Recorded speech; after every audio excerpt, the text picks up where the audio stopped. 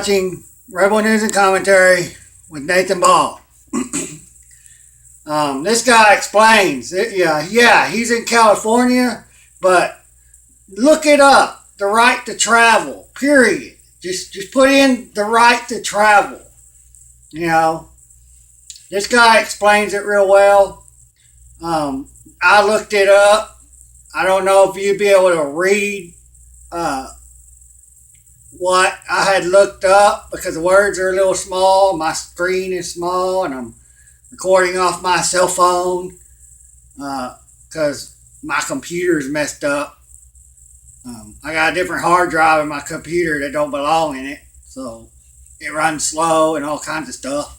Won't play certain videos if they're new, just been released. Even mine, after I do this and upload it and everything, I can't even watch this on my computer. I have to watch it on my cell phone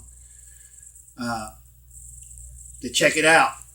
But traveling lawfully, I don't make the rules. I just found the rules. This is from Freedom from Government.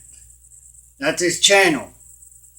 Look it up. Go to his channel. Look up, everything he's got on it. There's other channels that do the same thing. You can look all this up on the internet. Right to travel. Right to fish, hunt, and gather food.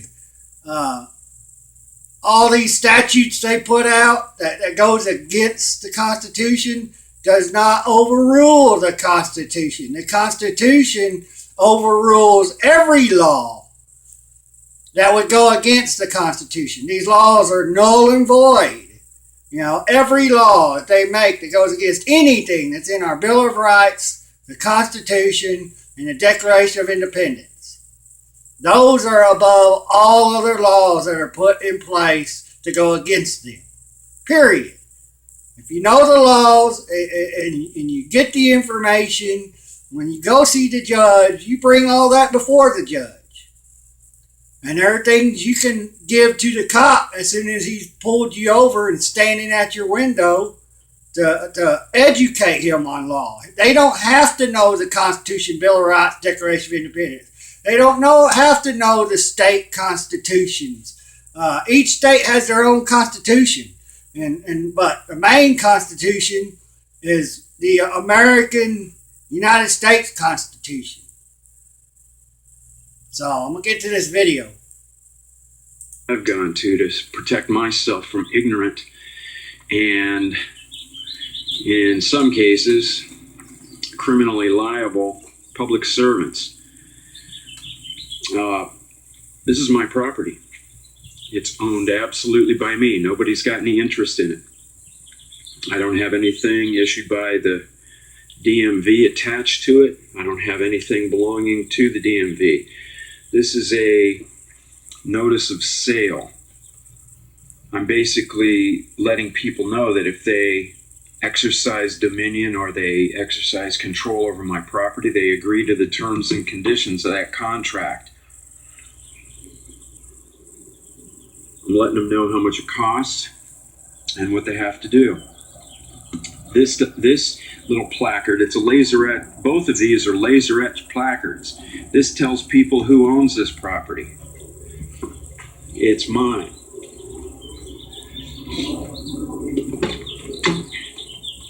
I keep the vehicle code. I've got a couple of copies of the vehicle code. This is an older 2002. Comes in handy. It's got stuff in there. I also have a volume of the annotated vehicle code. This is a 5-volume series. Keep a hard copy in here too. I've also got a for sale sign and, as you can see, private property no trespassing sign. Because apparently they don't get it. I also keep a folder in here that in the event I'm pulled over, I'm going to offer this to the officer. So I'm going to let the officer know that. So you have to make a bunch of copies of that because the officer keeps that. So he's educated. But most officers will still ignore it because all the rest of the people out there, which is lots of people, are ignorant to this stuff. And so they get to make money.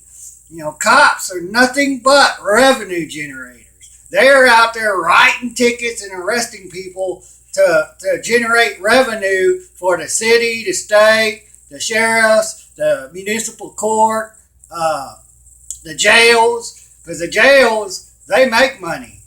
The people that they have in the jails, they feed them crap, cheap food, and nothing that's expensive. And the way it works is, if there's an extra person they've arrested, or so many they've arrested extra, they go and they're going to be sitting in there for a while. They go to the city and get the money from the city. The city goes to the state and gets the money from the state. The state goes to the government and gets the money from the government. But the sheriffs, they get most of the money. Most of that money is passed to the sheriffs. Because they're of the state, the county of the states. So it goes to the sheriffs. But the jails get enough to where they can make money and not have to spend very much on their inmates. They're not required to make sure they're eating healthy, clean, good, organic, non-GMO food. If you got some problem like a hernia or something, medical, and it could endanger your life, they have to take you to the hospital and they pay for that. That's also where they make money too. And when it comes to the hospitals are 30% of the medical things that they do on people. Just 30% of all of it has to go into like donations. It's free because you can't afford it. You don't have insurance. You can't afford health insurance or anything like that. But I'm going to get back to this. That I wanted submitted into the record of his investigation. Contains some sections of the California Constitution and some citations from federal and state court. And also, when they impound your vehicle, which they do that in the state of Texas, supposedly nowadays, when they impound your vehicle because you don't have insurance, it's because it may be because, like all these new vehicles, it don't have a tracking device in it, and so they can't track you everywhere you're going. That's what OnStar was produced for, was to track people everywhere they're going. Oh, this person's over here at this known drug house, so we need to watch them. Your right to privacy is taken away by these ignorant cops who don't care. They hire anybody. They don't do background checks. If a cop at another police station kills someone and gets in trouble and then he quits, well, the charges are dropped because he's no longer a cop because he quit. And then he can go to any other jail in the United States and become a cop again and kill another person and do it again and again and again. These police stations do not do background checks on people. Y'all need to understand what goes on in this country. This country with our police officers are doing the same things that cops in other countries are doing, and even more. And also the codes of California. And the objective is to inform the officer of certain relevant issues in the hope that he does nothing more than comply with the law. For example, we're informed that there can be no... It is our duty to inform the police of our rights because they do not have to learn them to become a cop. All they have to do is just take an oath to uphold the Constitution, even though they don't know what's in it, to become a cop. All they have to do is say yes. And that's it. That's all they have to do. And then they don't get in trouble for not upholding the Constitution. No sanction or penalty imposed upon one because of the exercise of a constitutional right. Well, there are some rights. I have the right to own and enjoy property.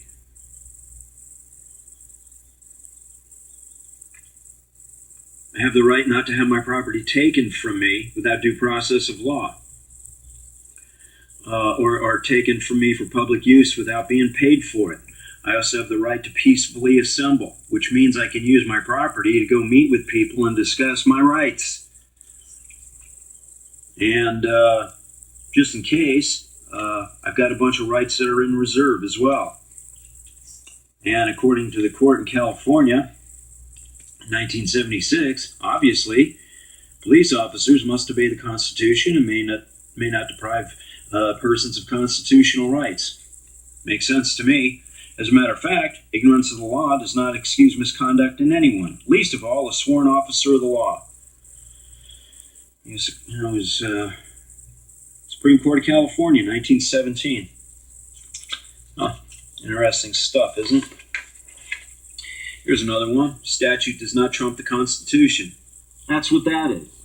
It's a statute. Part of the statute. It's not the Constitution. What they're telling us is statute does not trump the Constitution.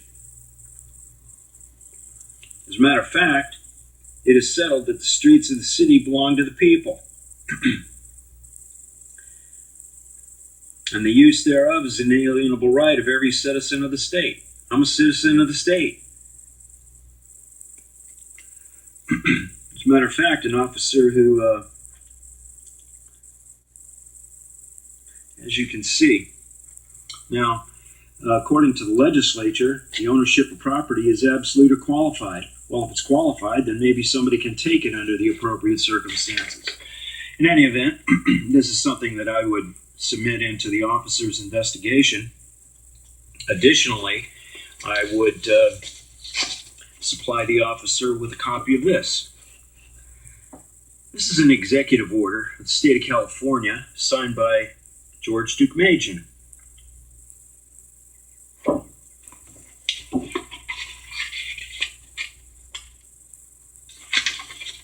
See? That's George Duke Magen's signature. And this executive order applies to police officers and all other government agents. And what it's telling them is, hey, don't be taking private property absent due process of law. Pretty simple, pretty straightforward. So these are some of the lengths that I've gone to protect myself from ignorant and errant public servants who are supposed to know what the law is they're allegedly enforcing. I've also got a contract posted in the rear window. So if a cop walks up and looks at it, hey, what's this? It's a contract. Don't touch or you agreed to buy it. See, I don't have any of the state's brand or state's property on my property. Therefore,